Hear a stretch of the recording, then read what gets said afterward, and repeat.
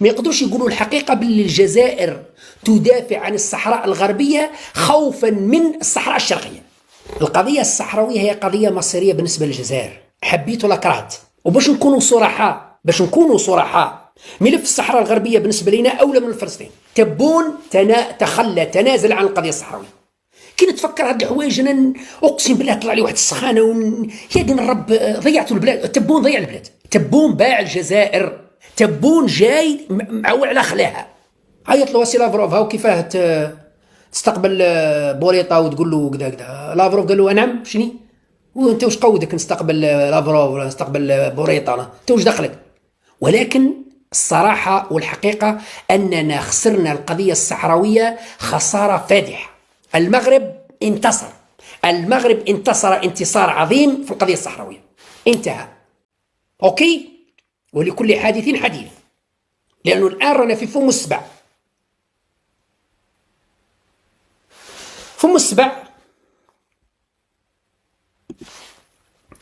القضية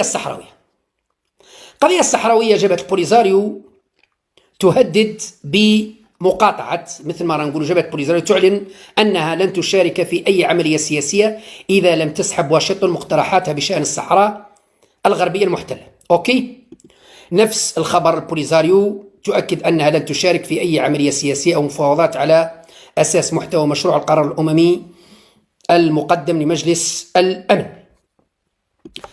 قضية الصحراء الغربية اللي هي قضية مصيرية بالنسبة للجزائر والجزائريين.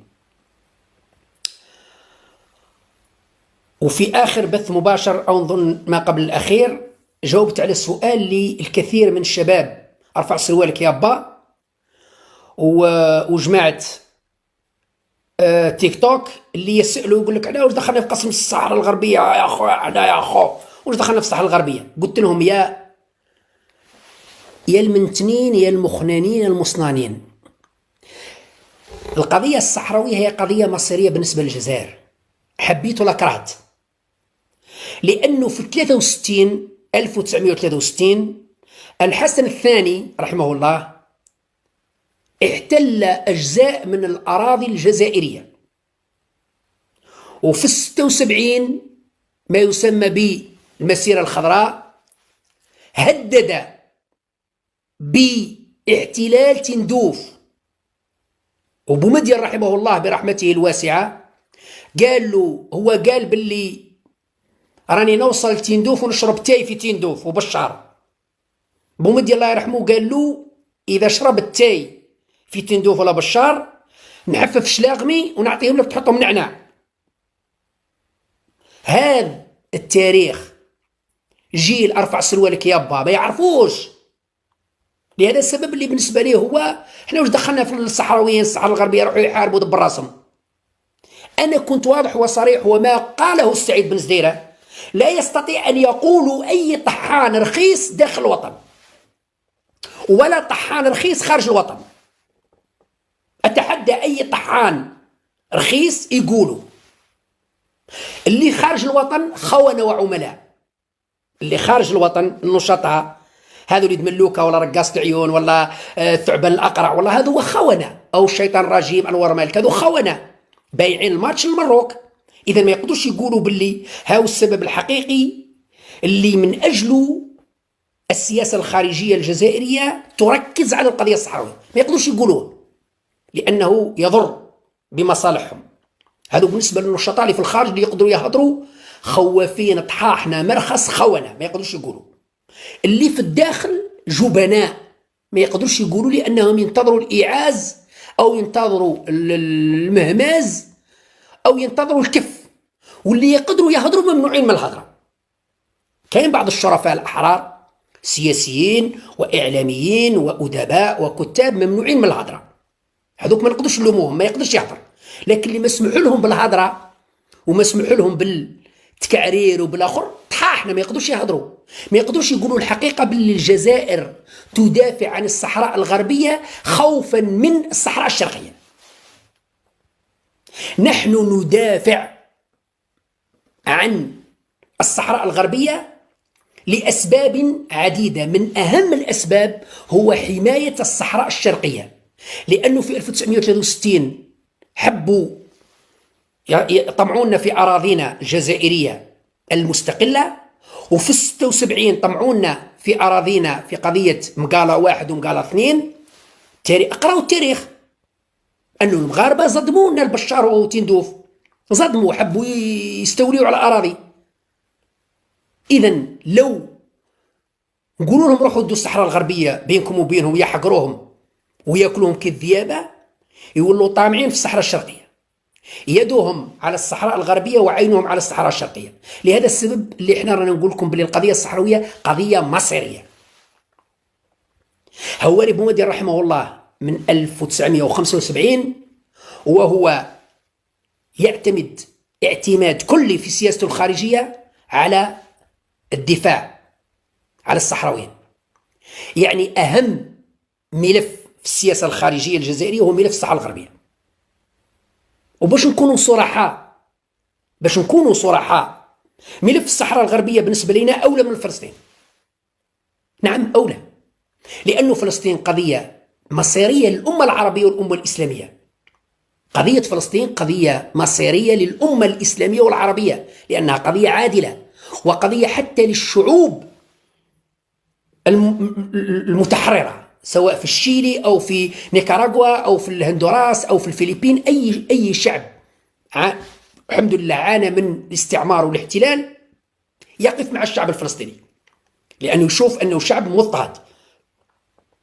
بينما القضية الصحراوية لا تهم إلا شعبين أو حكومتين، البوليزاريو والجزائر.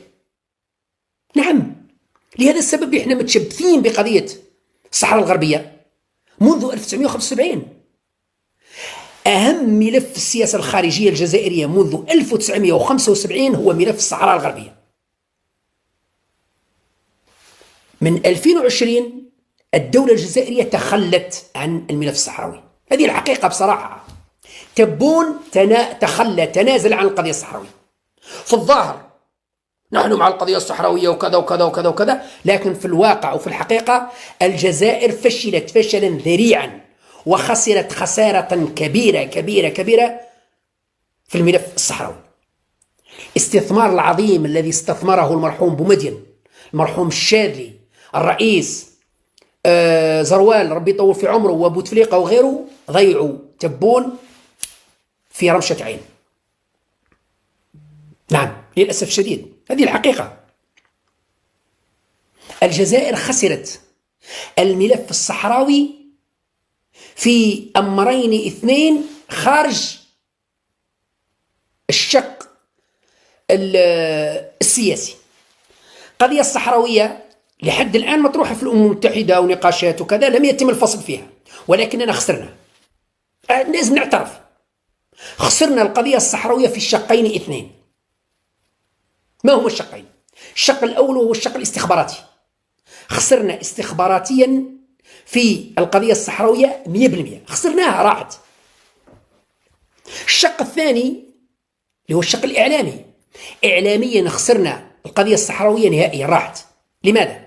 لأن سلمنا الملف تاع القضية الصحراوية لجماعة رفت سروالك يابا، ارفع سروالك يابا،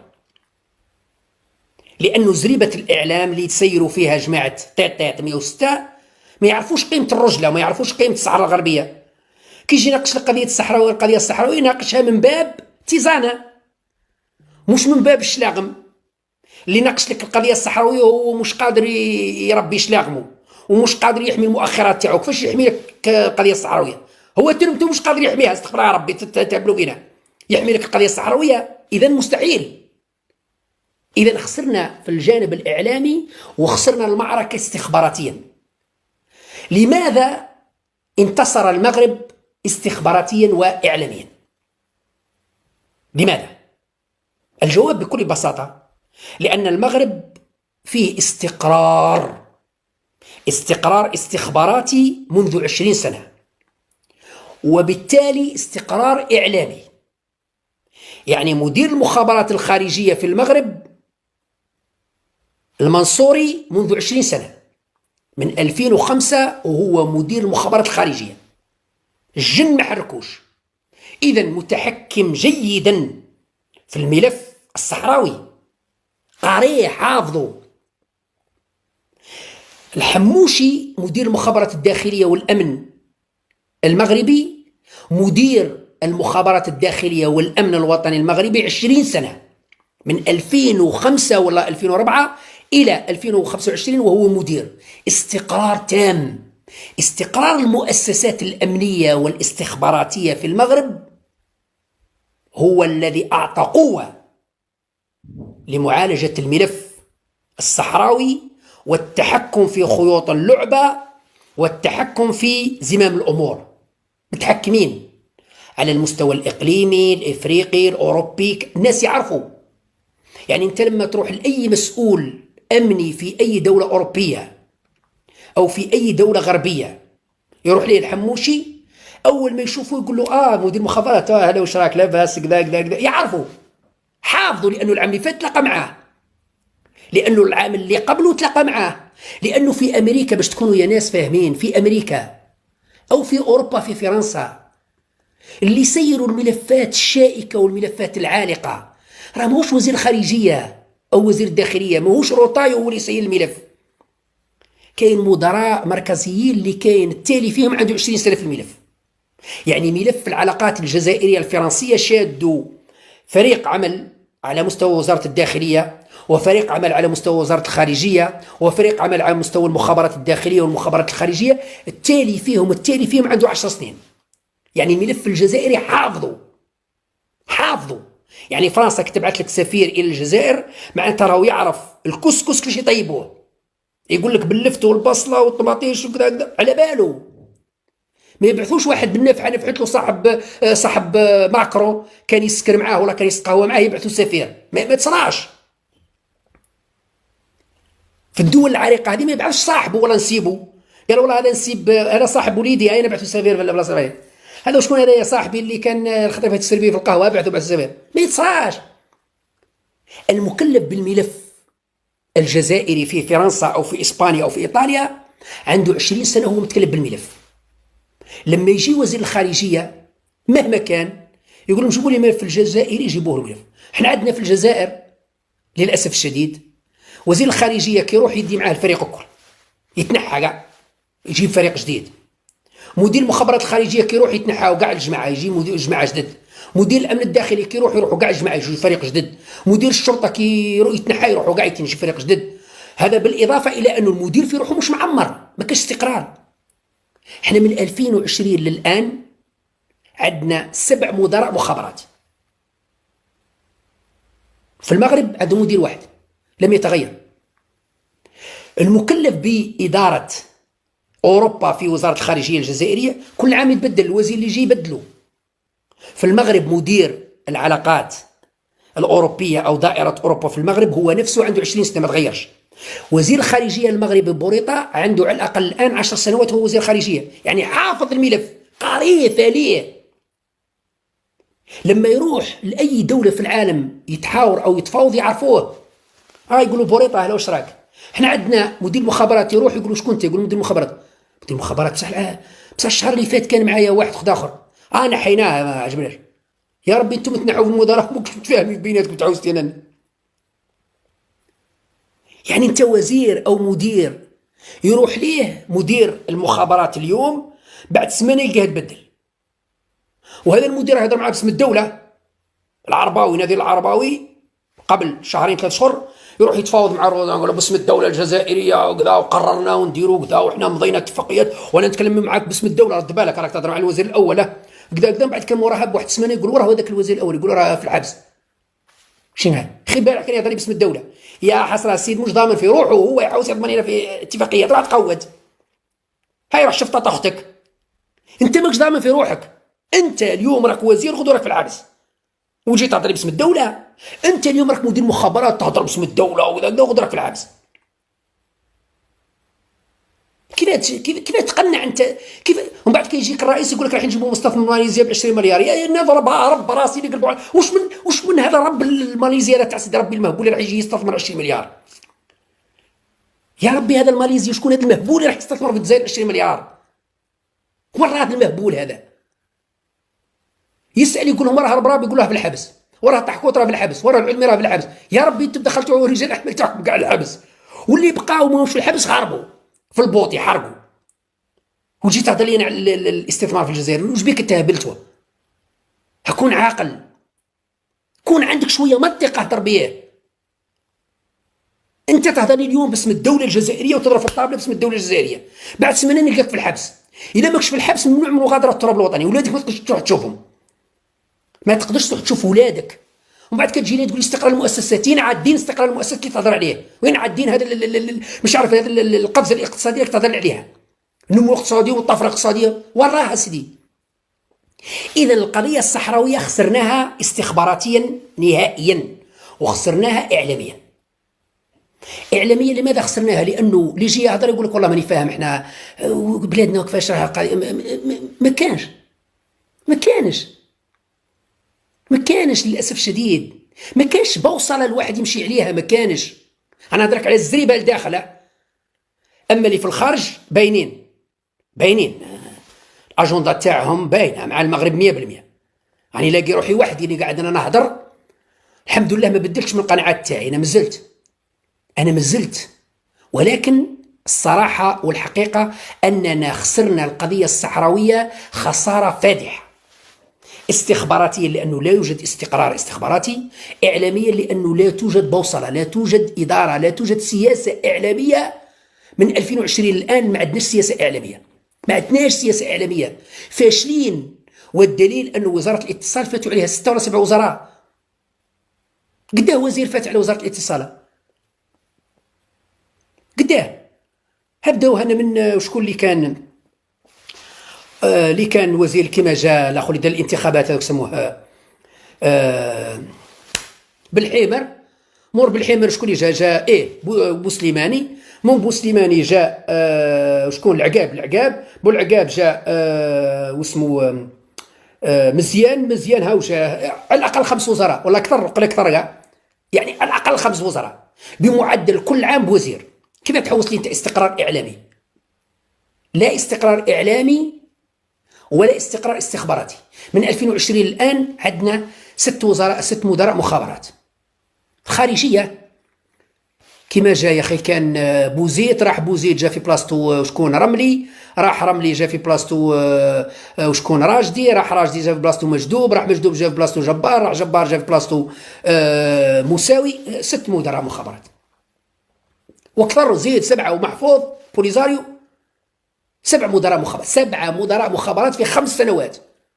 كي نتفكر هاد الحوايج انا اقسم بالله طلع لي واحد السخانه يا دين الرب، ضيعتوا البلاد. تبون ضيع البلاد، تبون باع الجزائر بالصريح تبون جاي معول على خلاها، ما هو عاجبه والو، ما هو عاجبه لا والي لا وزير لا مدير مخابرات لا مدير شرطه لا مدير سوناطراك لا مدير ما هو عاجبه والو. سيد شايف روحه هو برك اللي هو اللي يضوي البلاد.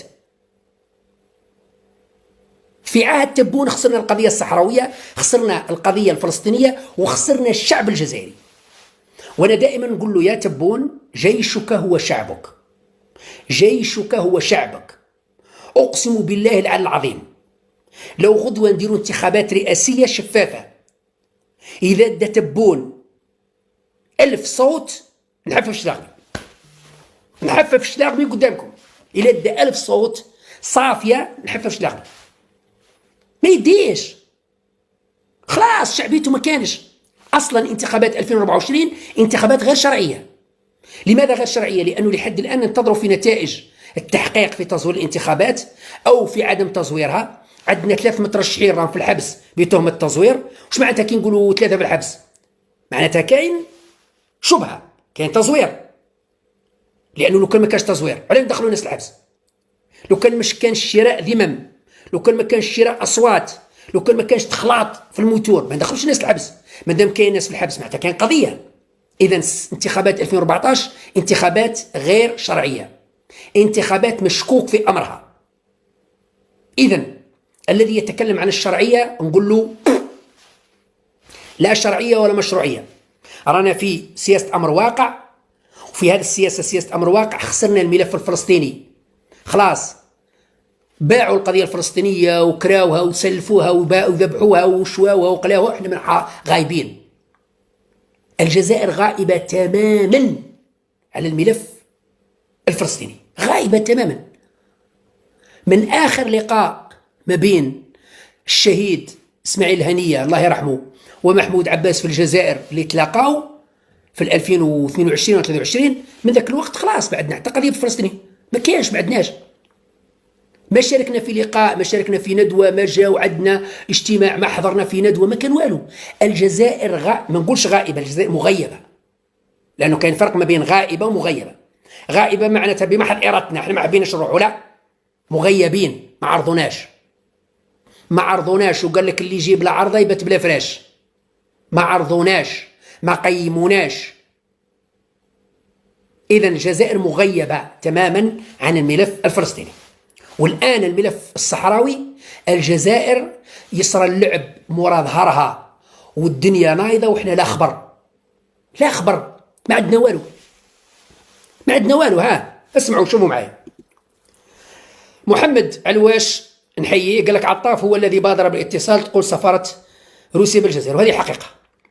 هنا أجرى وزير الدولة وزير الشؤون الخارجية والجالية الوطنية بالخارج الشؤون الإفريقية السيد أحمد عطاف مساء اليوم مكالمة هاتفية مع وزير الشؤون الخارجية الروسية الفيدرالية السيد سيرجي لافروف. أنت كي تقرأ البيان هكذا تقول باللي لافروف هو اللي عيط الآخر، أجرى اتصال هاتفي. لكن هنا السفارة الروسية في الجزائر تقول لك باللي بمبادرة من الجانب الجزائري أجرى اتصال كذا بمبادرة. وش معناتها بمبادرة؟ السفارة الروسية كتواضح، قال لك سي محمد بلاطوش الناس. عطاف هو اللي عيط لافروف ماشي لافروف، يعني عيط له قال له الو شكون؟ عطاف هو حب يهضر. شكون عطاف هذا تاع الجزائر؟ استنى قول راني من الشغل دوكا نشوف. هاي فوتوا لي الو عطاف واش تحوس؟ ها سي لافروف اوكي دوكا نشوف القضيه هذه. اذا ما تجيش تصور لي انه لافروف هو اللي عيط العطاف وتشاور معاه، لا.